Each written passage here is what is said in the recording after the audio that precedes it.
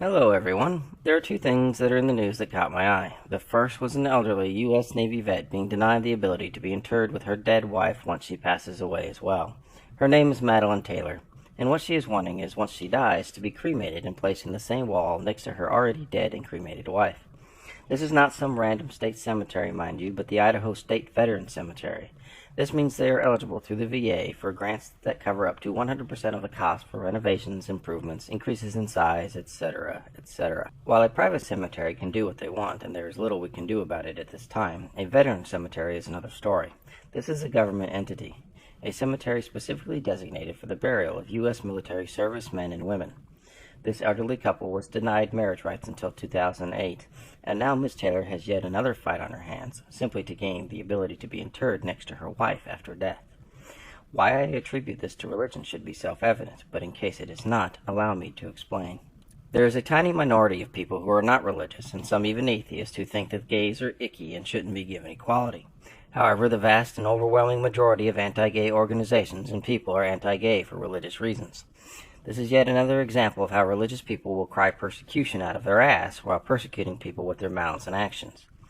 There may be other reasons why this particular interment slot is unavailable, but there are a number of ways to fix the problem and allow this elderly woman her dying wish. I really don't care what happens to my body after I die. I'll be done with it anyway, and if someone wants to play with the leftovers, so be it. But it isn't too difficult to understand why honoring the dead is important to a vast majority of people from all walks of life. Honoring a veteran's burial request should be a no-brainer, but apparently it is yet another way the religious influence in our country has gotten out of control. The second story involves the group formerly called the Campus Crusade for Christ that is now simply calling themselves Crew. They are an American-based organization that likes to export its bigotry overseas, more specifically to Africa. It is one of the largest charities in America with a staggering $548 million in annual receipts in 2013, $503 million of that by donation. This is impressive because most other large charities are more well known, such as United Way. This group does missionary work and holds conferences in Africa. They like to reuse old and for the most part already dismissed arguments against homosexuality and other sinful behavior at these conferences. There is a link to a video of one of their conferences in the description, but here's a short clip of the introduction of that video. It's my honor this morning, if you could join me in welcoming Dr. Siyum Antonios and Sister Saba. As you already know, Africa is facing a serious challenge by Western nations which are demanding for African nations to accept the homosexual agenda. And we Africans will make Africa a graveyard for homosexuality. Africa will be a graveyard for the homosexual agenda. The following presentation by Dr. Siyum Antonios was given at the Campus Crusade for Christ-sponsored Pamoja 3 conference near Lagos, Nigeria on January 1, 2013.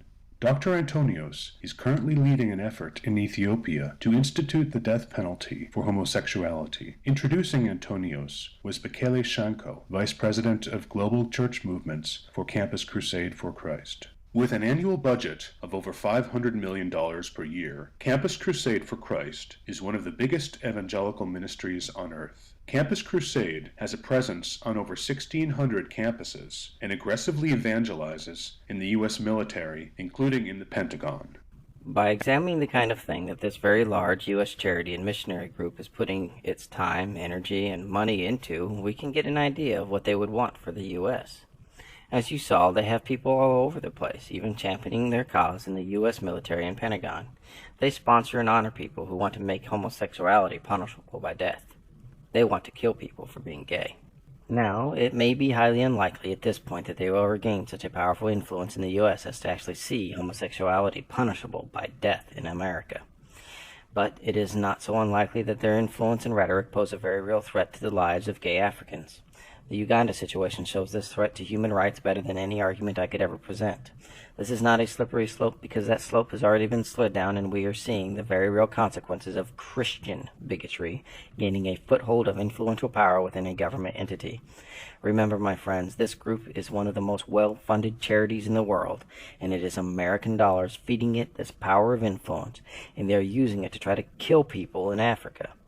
It must be assumed that they would want such a thing in the U.S., and because they are injecting themselves into our military and other government entities, it must be assumed that they are also trying to accomplish such a disgusting goal. What does this say about our supposed moral majority when they are willing to fund the slaughter of innocent Africans, simply because they are homosexual?